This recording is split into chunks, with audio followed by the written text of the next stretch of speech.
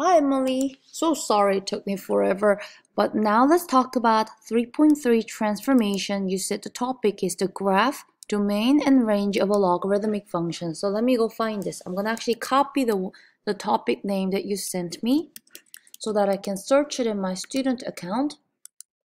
I will go to, mine is in the review because I think I've completed this before, but I didn't record this.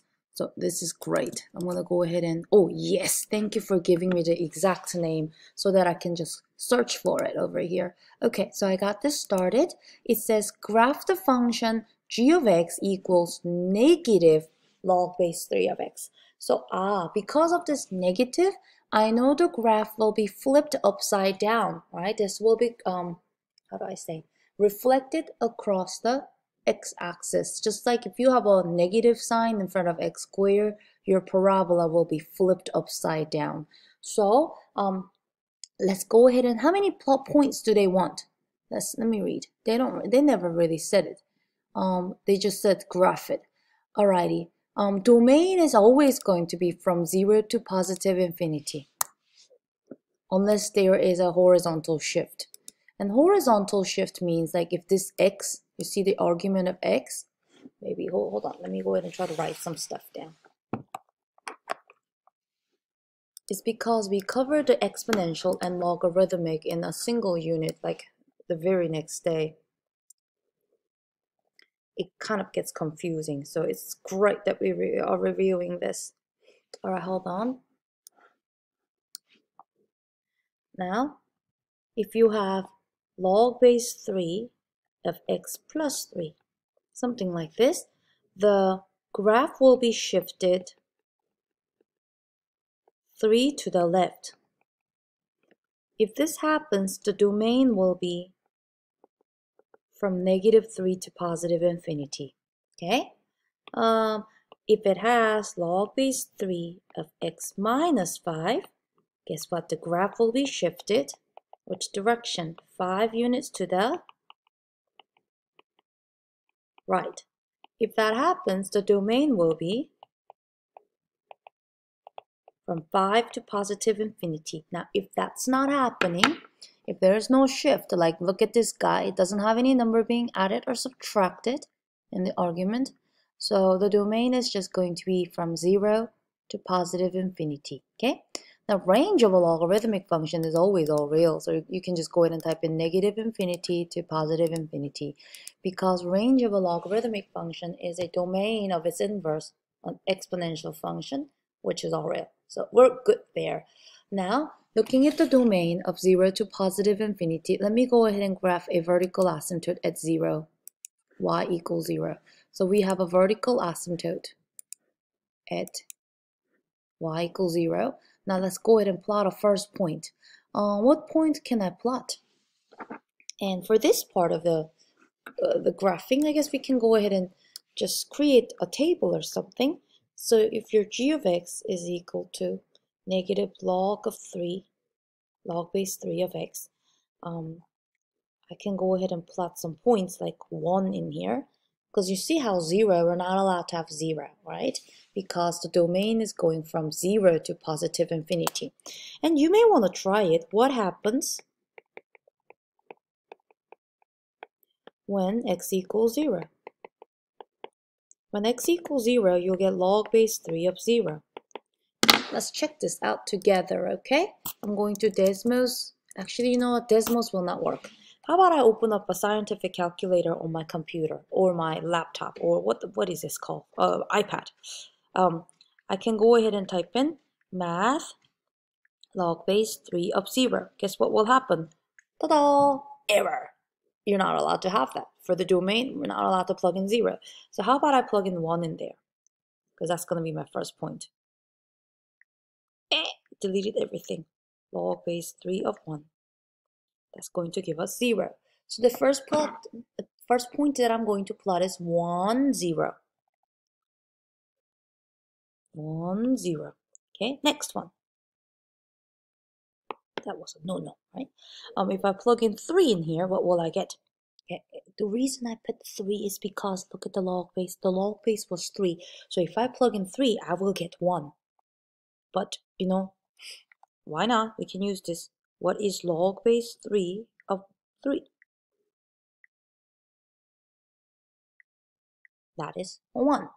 I like this calculator. I can't really recommend you to download an app or anything like that, but this seemed to work just fine for me. Okay, so that's it. 3, 1. So I'm going to plot these 2 points, and that will be enough for my graph. 1, 0, and 3, 1. Where did that go? 1, 0, and 3, 1. Oh, that looks so great. I'm going to go ahead and click on check, and they're going to say I got it right. What? What did I do wrong? 1, 0, and 3, 1. Everything looks good though. The graph is incorrect, they said. Oh, I think I know why. I forgot. I completely forgot about the... You see, this is me. I completely forgot about the negative sign in front of it. So I have to fix that part. I forgot that this was a negative. Let me try one more time, okay? So the vertical asymptote is still at 0, y equals 0. But because of the negative in front of the log, the first point will be 1, negative 0, which is still 1, 0, because we cannot make a negative 0. But the next point will be 3, negative 1. That's why I missed this, because I completely forgot about this negative in front. And we even talked about how the graph will be flipped upside down when we first started this video. So 3 to the right, down 1. Okay, now that's going to be it. I'm going to go ahead and click on recheck, and they're going to say that I got it right. Yay! Should we do one more? Let's try one more. More practice. Next one. Oh, look at that. You see this time we have a x minus 3 in the argument. So which means the graph will be shifted 3 units to the right. So my vertical asymptote will be at x equals 3. Okay, but I should probably do that after I type this in. So the domain is from 3 to positive infinity. The range is always from negative infinity to positive infinity. Now I need to find some points. It looked like they wanted me to find 2 points, right? Okay, I'm going to go ahead and get my notebook open. All right, the function was g of x equals log base 2 of x minus 3. So glad there's no negative in front of it, so I'm not going to mess up there this time. So I'm going to plug in some numbers. How about I plug in, they said the domain had to be what? Well, I said the domain had to be bigger than 3. If I plug in 3, it's going to be undefined. So I'll go with 4 and I'll go with 5. Okay, I'll go with 4 and I'll go with 5. So that if I plug in 4 in there, I will get log base 2 of 1. Okay, if argument is 1, the answer is going to be automatically 0. Why? Because it's asking something like this. 2 raised to the what power gives you 1? 2 raised to the 0th power is going to give us 1. If not sure, we can always use the calculator. So we can say math log base is 2 and the argument was 1. If I hit enter, or if you just want to do 4 minus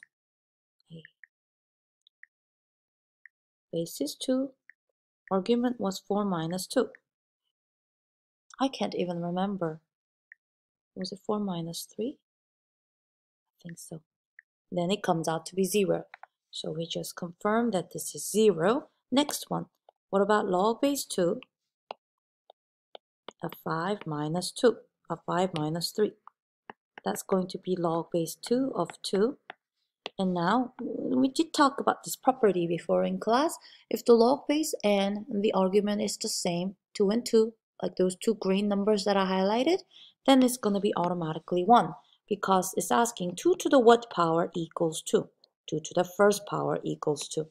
But if not, we can just use our calculator, okay? All right, I'm going to go ahead and plot these. 4, 0 and 5, 1. First of all, I'm going to have a vertical asymptote at x equals 3.